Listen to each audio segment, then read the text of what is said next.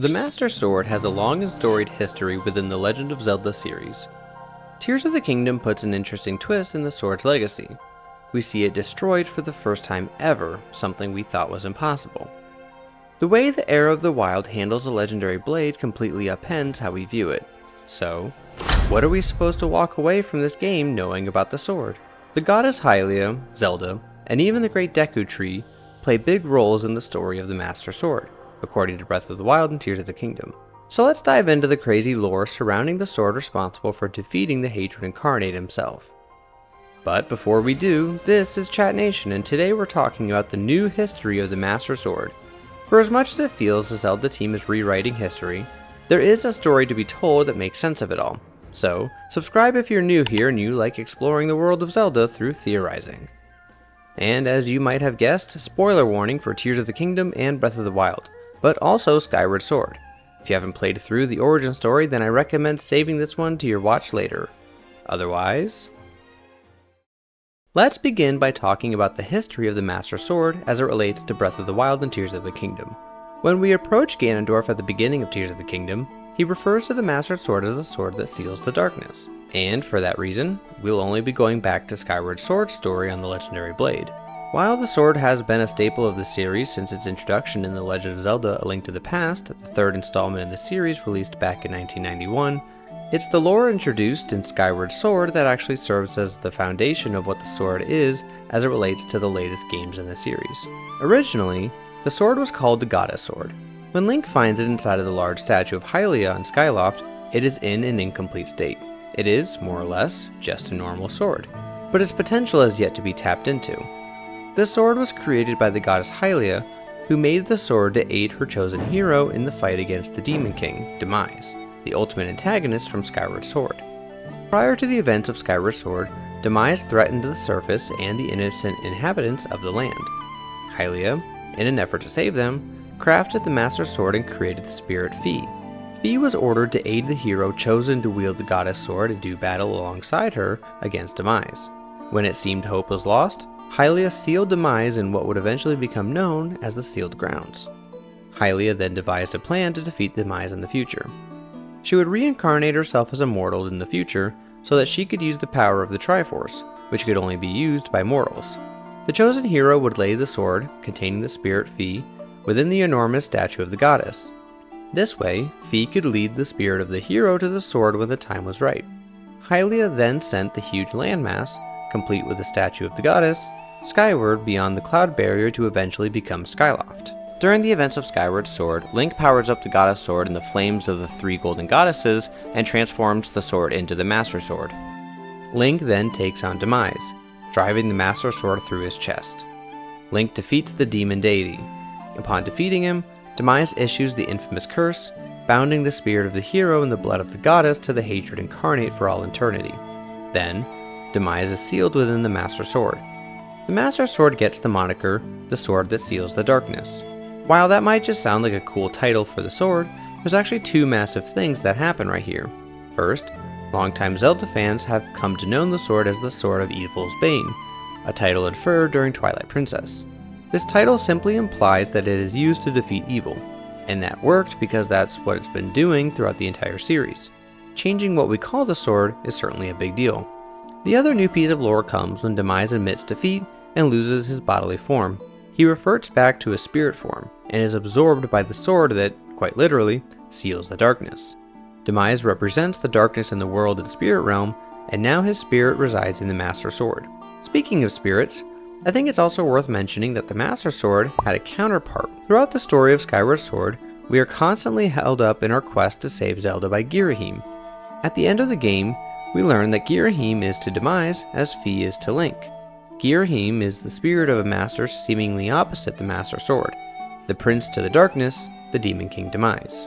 When Demise is defeated, he thrusts his blade into the ground. Maybe sensing its master is no longer powerful enough to wield it, the sword vanishes. So it's technically possible that this sword is still out there somewhere. It would have been more fitting for this weapon to be the one Ganondorf used in the final fight of Tears of the Kingdom, but I digress.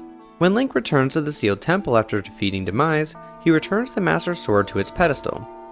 Fi greets him one last time in the most emotional-filled interaction the analytical, emotionless companion could muster. Fi says to Link that she will meet him again in a new life, and with that, returns to the sword. So right there, we establish that Fi will live on in the Master Sword, reuniting with the spirit of the hero every time he pulls a legendary blade to thwart the hatred incarnate. Now, if you've stuck with me going over the sword story from Skyward Sword, you may be wondering why. Well, that's because unlike other games in the series, Breath of the Wild and Tears of the Kingdom respect the lore introduced in this game. If you've been around the block on these sorts of theories, then you've no doubt heard series director Hidemaru Fujibayashi's name tossed around ad nauseum. Well, Skyward Sword is the first title that he served as series director. That's the reason why Breath of the Wild and Tears of the Kingdom are littered with goddess statues, and the goddess Hylia has become a prominent figure in Zelda games. That's why you can find architecture dating back to the era of the sky at the Forgotten Temple and Lanayru Promenade. It's also why the Master Sword can talk to Zelda in the era of the Wild. In both games, Fi plays a prominent role, showing up at key junctions in the story. In Breath of the Wild, Zelda saves Link from a horde of guardians at the last second when she awakens her light power. The memories largely center around her inability to do just this, but here at the story's climax, she's done it. Link collapses from exhaustion, and Zelda rushes to his side. At this critical moment with Zelda mourning her trusted knight who she's come to love, the Master Sword speaks to her. This is Fi. Another massive piece of lore from Skyward Sword was that Zelda is the mortal reincarnation of Hylia. She bears the blood of the goddess, and this grants her power only a goddess reincarnation could grant someone. And remember that Hylia created Fi, so it makes sense that when Fi speaks, Zelda can hear her. Fi tells Zelda that Link is not dead, and he can still be saved. Zelda orders Link to be sent to the Shrine of Resurrection, and that's where we can find ourselves at the beginning of Breath of the Wild. While the moment is not as emotionally charged as the scene from Breath of the Wild, the Master Sword also finds its place in a pivotal role in Tears of the Kingdom. After Link recovers the decayed Master Sword and traverses the Great Sky Island, he finds himself at the Temple of Time. After receiving the power of recall from an otherworldly projection of Zelda, and opening the back doors leading to a torn-up stone walkway, he sees a ball of golden light emanating from the end of the path. When he reaches it, he intuitively deciphers what he is supposed to do here. He draws the decayed sword and offers it to the light. The sword, through the power of recall, travels back in time to the era Zelda has found herself in, and reveals itself to Zelda who, as it turns out, was mirroring Link's movement inside the temple and out to the end of the walkway.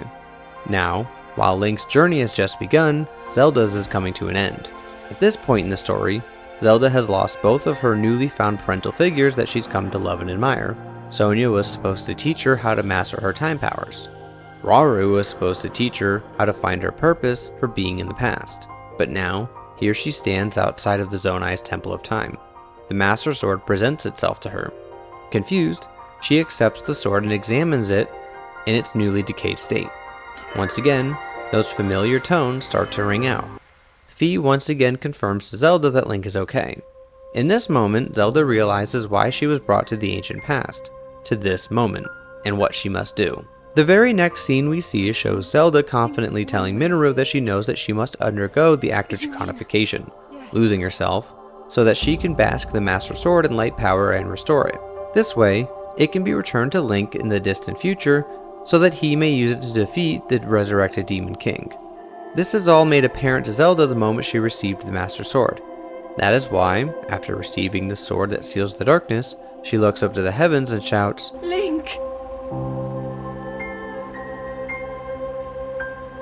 You must find me!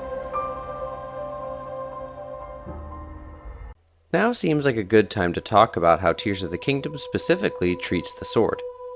We'll get to the timeline issues a little later, but I want to talk about the blade itself. The sword is broken in the beginning of the game, which is pretty jarring for longtime Zelda fans who up to this point believed that wasn't possible. The reason this happened is pretty straightforward. When Link and Zelda visit the Great Deku Tree in Memory 1, Zelda remarks that it's astounding that the sword can heal itself. The Great Deku Tree responds by saying that not only could the sword heal itself, but that it can grow stronger the longer the sword is basked in sacred power. Well, what is that sacred power? Presumably it's either the power of the Triforce, or Zelda's light power, or her combination of light and time power. However you choose to view it, Zelda has this sacred power. Again, she comes from a lineage that began with the mortal incarnation of the goddess Hylia. She's potentially an offspring of a Zonai, which I have my doubts about, but that's a different video and linked in the card above. Zelda basks the sword in sacred power until Link retrieves it. But that doesn't explain why the sword breaks when Ganondorf attacks. Or does it? Well, there's a new sacred artifact introduced that has us theorists going mad, and that's the Secret Stones. Sacred stones. They are stones embedded with some sacred power that amplifies the power of its user. Remember that Ganondorf has a stone in his possession, the one that he, borrowed. The Master Sword that Link carries with him has not been basked in the sacred power, a differentiation the Deku Tree makes back in that first memory. It simply healed itself. This is the sword from Breath of the Wild.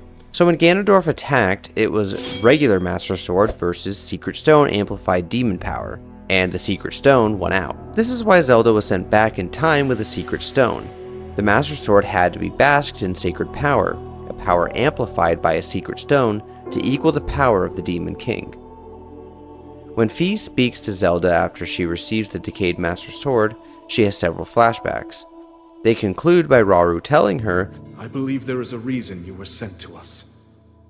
It has to mean something. Throughout the memories, the theme of there being a reason Zelda was sent to the past is very strong. While the scenes shown in the quick flashback montage aren't random, there is one in particular that stands out as it relates to the topic of the Master Sword. We quickly see her standing with Link in front of the Great Deku Tree. This moment in particular resonates with Zelda because this is when she learned that the sword can grow even more powerful if bathed in sacred power. And that's exactly what she does. She draconifies, immortalizing herself as the Light Dragon, to bathe the sword in sacred power until the time when Ganondorf returns, and Link needs this sword capable of matching the power of the Demon King. So we've covered the backstory of the Master Sword and talked about its pivotal role in the stories of Breath of the Wild and Tears of the Kingdom. We've also established that Skyward Sword's version of the sword and the sword the hero of the Wild carries are one and the same. To further cement the connection between Skyward Sword and Tears of the Kingdom, we see the same architecture found during Skyward Sword in Breath of the Wild and Tears of the Kingdom. In Skyward Sword, you can see buildings depicting Loftwings, a central figure in the origin title. Well, those same depictions can be found at the Forgotten Temple and the Lanayru Promenade. Tears of the Kingdom's story introduces an interesting conundrum for the Master Sword. In Memory 17, Zelda undergoes draconification as she clutches onto the sword. A burst of golden light surrounds Zelda, and the Light Dragon emerges, left to aimlessly wander Hyrule for the rest of time. So from this moment up until Link reaches the Light Dragon in Tears of the Kingdom, the Master Sword sits atop the Light Dragon's head. So then, how come in Breath of the Wild, we find it sitting in front of the Deku Tree, and again in Memory 1 of Tears of the Kingdom? All this time, the sword is supposed to be embedded in the Light Dragon's head, so what gives? To make things even more perplexing, recall from Breath of the Wild that the Deku Tree says, I have watched over Hyrule since time immemorial. That is the weapon created by the ancient goddess. Well, that creates quite the issue.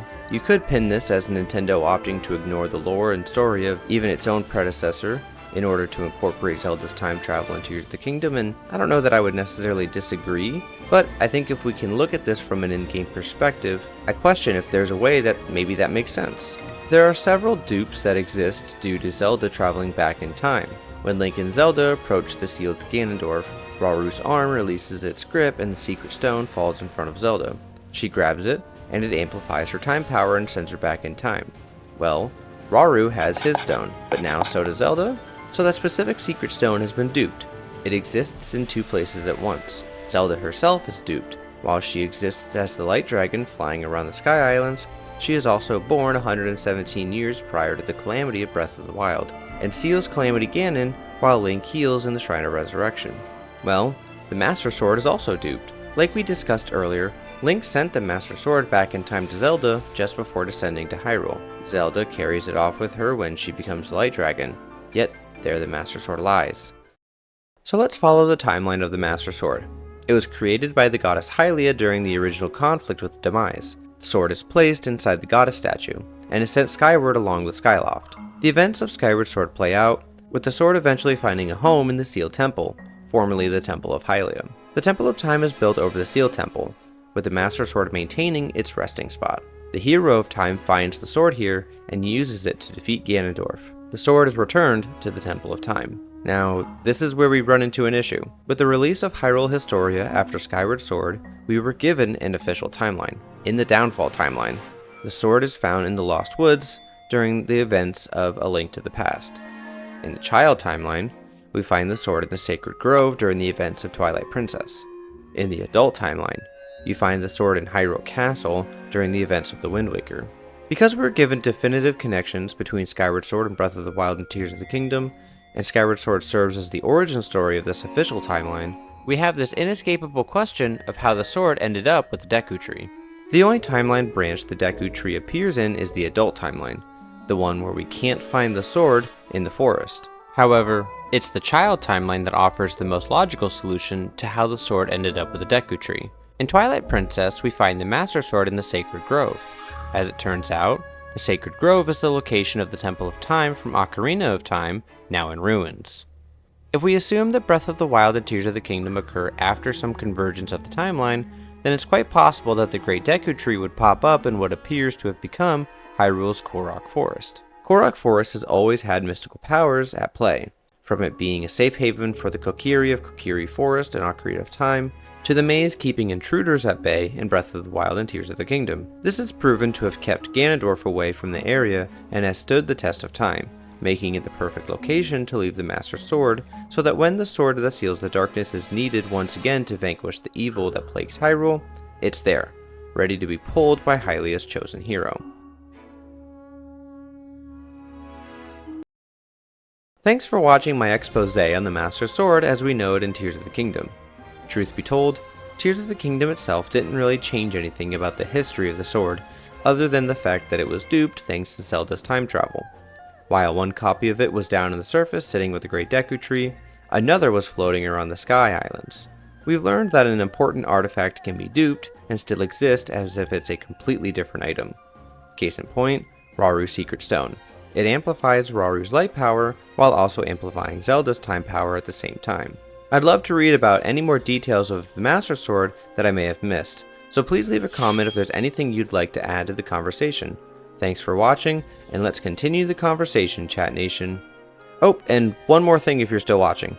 If you want to chat with me directly, I've started streaming Tears of the Kingdom here on my channel.